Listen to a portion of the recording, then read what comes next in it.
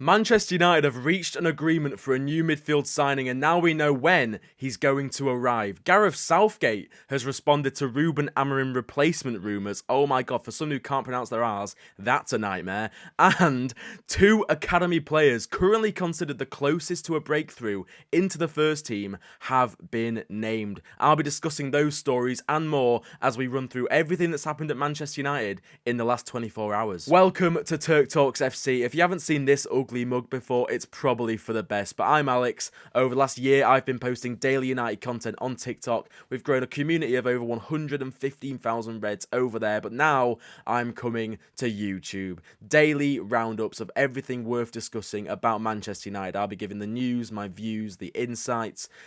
We're going to see how it goes. It's a pilot episode. It might be a car crash, but we're going to learn as we go along. Yeah, like with everything in life, no one's perfect to start off. We're going to do this, see how it goes. So please like the video. Please drop me a subscribe if you have it. It's so weird saying that. Like, subscribe, comment, share, all that good stuff. And ring the little bell thing as well for the notifications. Let's get straight into today's news. Amid the Armageddon that has been the start of this season, partly due to United's lack of midfield options, we've just gone and signed one, and this is Christopher Vivell, the head of recruitment, working his magic again. Fabrizio Romano has given the here we go for the deal to sign Cristian Orozco from Fortaleza. He's a 17-year-old defensive midfielder from Colombia. He's been touted as a bit of a wonder kid, a bit of a gem. United will be paying £740,000 to sign him. He'll be joining at the end of the current campaign. I'm all for it. I'm all for United still continuing to invest in the future. We've seen it so many times since the arrival of Vivell and Jason Wilk and the new football hierarchy in general. Diego Leon, Sekou Kone, sort of the same mold as Orozco, where it's a midfielder coming in, probably won't be starting for the first team straight away, probably won't be playing for the first team straight away, but he'll enter the under-21s, get accustomed to Manchester living, and then he'll make the step up. But Diego Leon, Sekou Kone, Chido Obi, Enzo Canabiek, so many of these players United are investing in, which is good, but we need to sort out the environment of the first team currently. We need to prioritise signings that are going to get us in a better position for those players to come in and make an impact. Because right now, it's just absolute carnage, isn't it? And we don't really want talented players like, say, JJ Gabriel, Shea Lacey, coming into the first team now, and United having to rely on them heavily, like we've seen in the past with Marcus Rashford and Alejandro Garnacho and Kobbie Mainoo, because it tends to not end well. Gareth Southgate. It's a name like Voldemort. It sends shivers down your spine, doesn't it? He keeps on cropping up in the manager talk.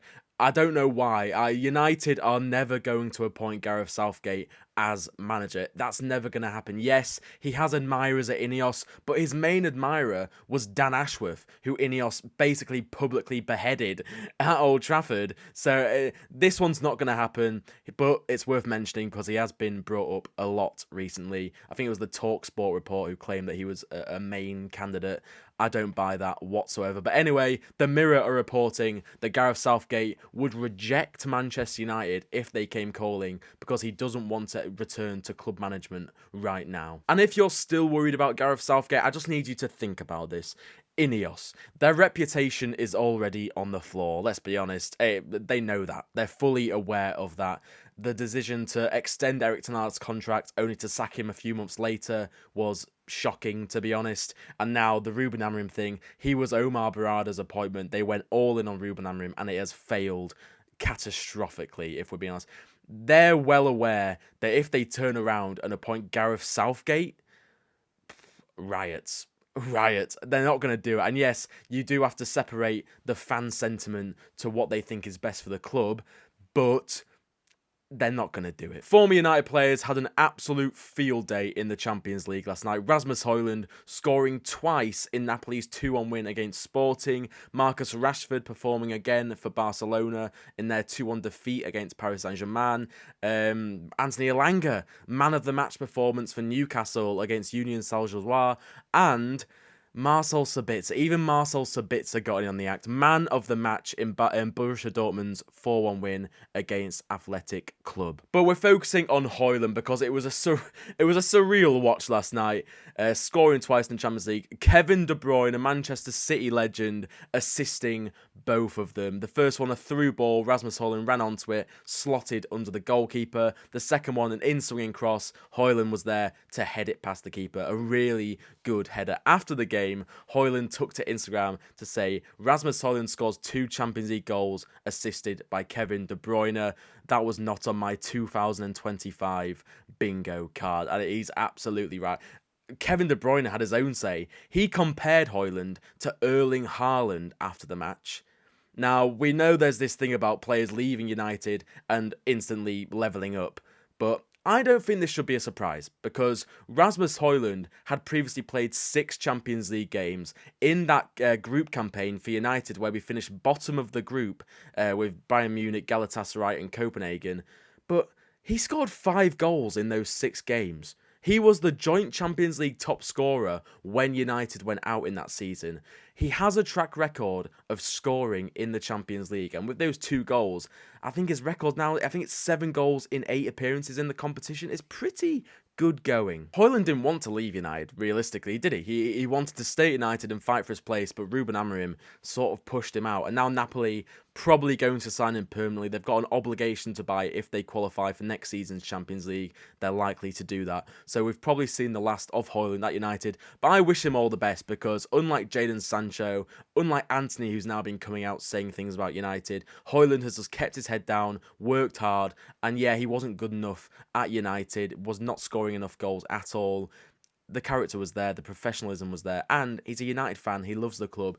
I hope he does well at Napoli. Are Manchester United about to go to Saudi Arabia? It seems like a genuine possibility. This is according to The Athletic. They report that United are exploring the possibility of playing a mid-season friendly in Saudi Arabia. Talks with stakeholders, they're at an early stage, there's no guarantee that a game will be arranged, but given United have so many midweeks free this season because there's no European football, they see it as an opportunity to raise some revenues. Now, honestly, I don't hate this idea. I don't love what Saudi Arabia are doing in sport, to be honest, as I think a lot of people are. I fully understand that there will be United fans who are massively against this. It's 100% fair. But we need money. We simply need money, and that is why Saudi Arabia are growing in sport as quickly as they are, because they know these organisations need financing and they've got the money to do so. United have missed out on £85 million for not qualifying for the Champions League. That defeat against Spurs in the Europa League final, that's how costly it was, and we need revenues. I think it's very easy to sit here and say, well, why don't United just raise revenues by being better on the pitch? Yeah, that's the way to do it. But United also need money to invest in players, better players, so we're not seeing Diogo Dalot pretend to be a footballer every single week, if you know what I mean. So, I don't hate it, you know. And it's also, you've got to think of the other positives. It's an opportunity for warm weather training in the winter months. I think Riyadh season's from October to March. So if United go to Saudi Arabia in January, it's a good opportunity for a bit of warm weather training, a bit of a different environment. You can't really complain that, oh, Ruben Amorim, he's buzzing that he's getting more training time within games. Why would we travel to Saudi Arabia and waste time? United usually travel to Europe 7 or 8 times a week in European competition, but we've got none of that this season. No Carabao Cup games either because of the Grimsby incident. So United need to use their time wisely. And I think right now it's a decent opportunity to raise some revenues.